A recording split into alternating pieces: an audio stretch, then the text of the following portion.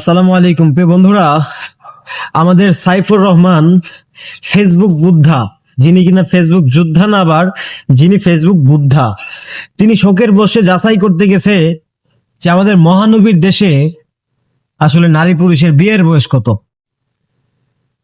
চিন্তা করে দেখলো এক পর্যায়ে ওনার লেখাটা দেখেন কেমন পরে বলতেছে, ওমা, ওনারা দেখি 18 নিচে বিয়ে শাদী করে না।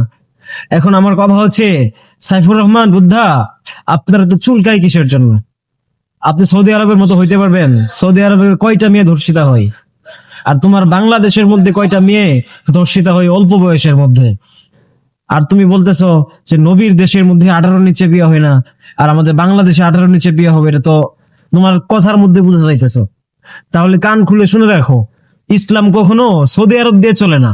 ইসলাম চলে ইসলামের গতিতে। এই সৌদি আরবের মধ্যেও আবু জেহেলরা বাস করতো।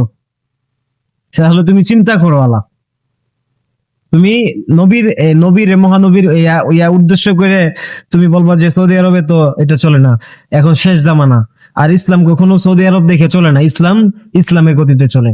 বাংলাদেশের মধ্যে কয়টা মেয়ে ধর্ষিত হও, আর তোমার এই সৌদি আরবে কয়টা মেয়ে ধর্ষিত হয়, একটু ঘাটে দেখো, তাহলে বুঝতে পারবা যে সৌদি আরব কি আর বাংলাদেশ কি।